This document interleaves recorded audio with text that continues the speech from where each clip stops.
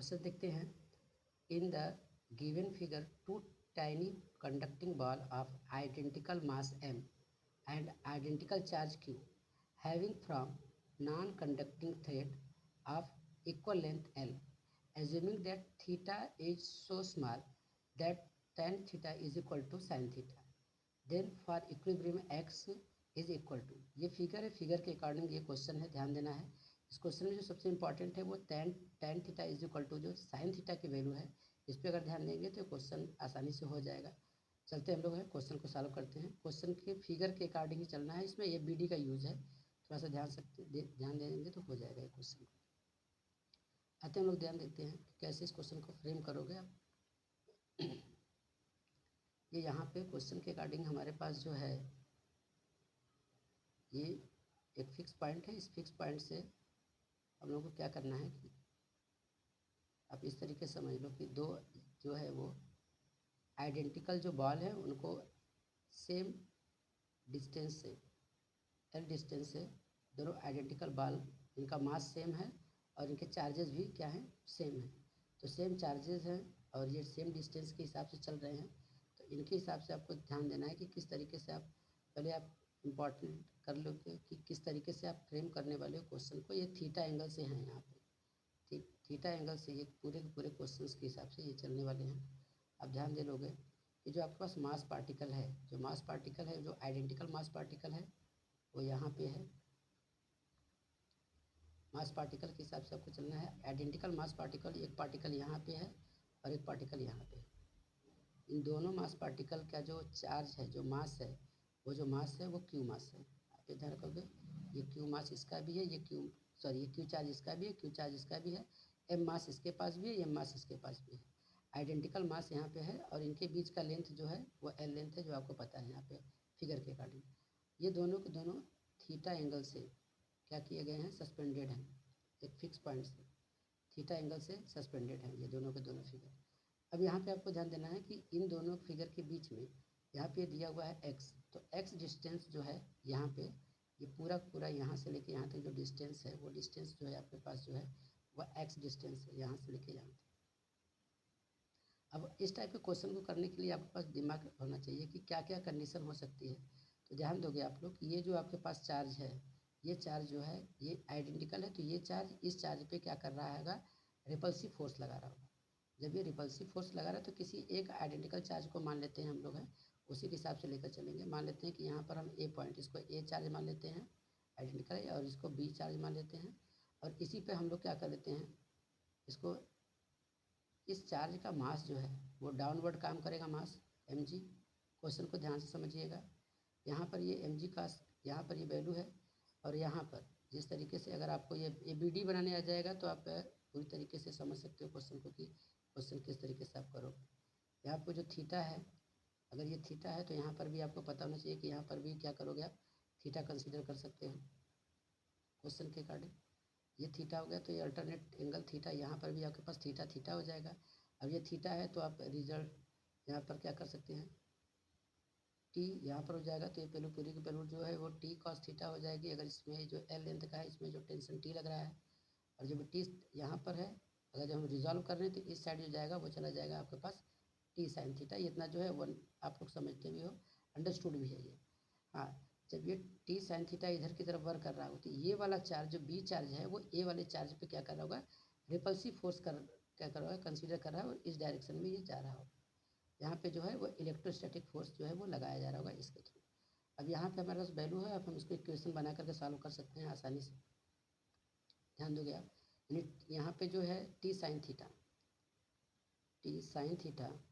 की वैल्यू जो होगी वो हो जाएगी इलेक्ट्रोस्टैटिक रिपल्सिव फोर्स के बराबर। इसको इक्वेशन फर्स्ट मान लेते हैं।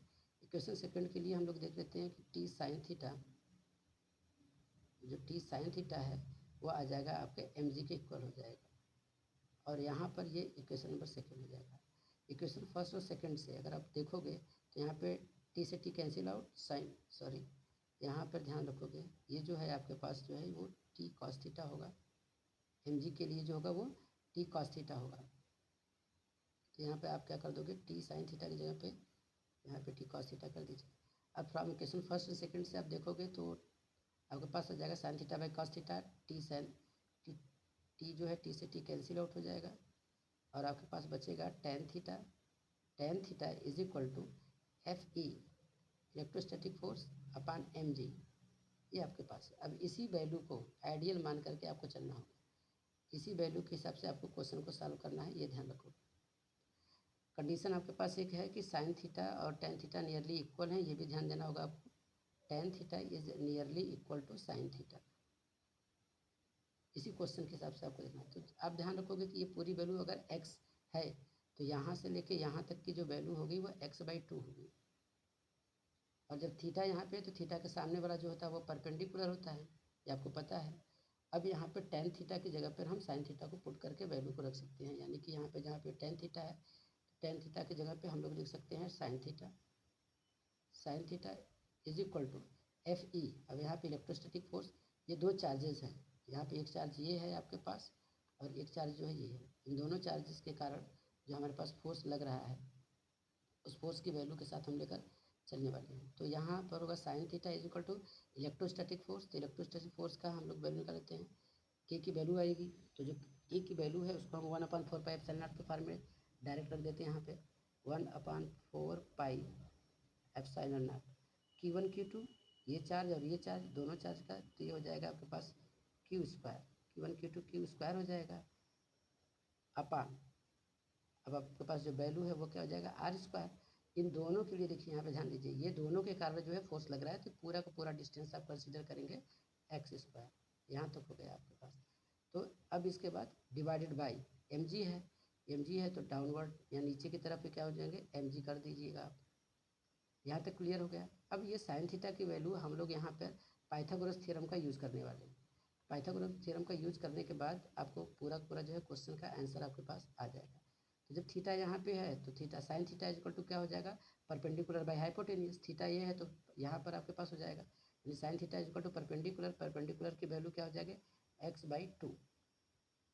x/2 ये है परपेंडिकुलर। हाइपोटेन्यूज आपको पता है कि पूरा डिस्टेंस जो है L डिस्टेंस कंसीडर किया गया है, तो ये आपके पास आ जाएगा परपेंडिकुलर अपान हाइपोटेन्यूज s, और उसके बाद ये जो वैल्यू है आपके पास ये पूरा पूरा 1/4 पाई epsilon not Q square by x square mg। अब यहाँ पे आप ध्यान दोगे कि ये जो वैल्यू है यहाँ पे इसके साथ, ये जब वैल्यू है वैल्यू के साथ x स्क्वायर को x के साथ मल्टीप्लाई कर दोगे तो वैल्यू जो आपके पास आगे आ जाएगी वो क्या हो जाएगी x इंटू एक्स, आपके पास पूरी वैल्यू हो जाएगी x3। यहाँ से ये जो है 2l ऊपर की तरफ चला जाएगा, यानी x3 इज इक्वल टू हो जाएगा 2l multiplied by Q square whole divided by, यहाँ पे आपके पास है 4 pi epsilon naught x square तो उधर चला गया, तो आपके पास बचा है mg।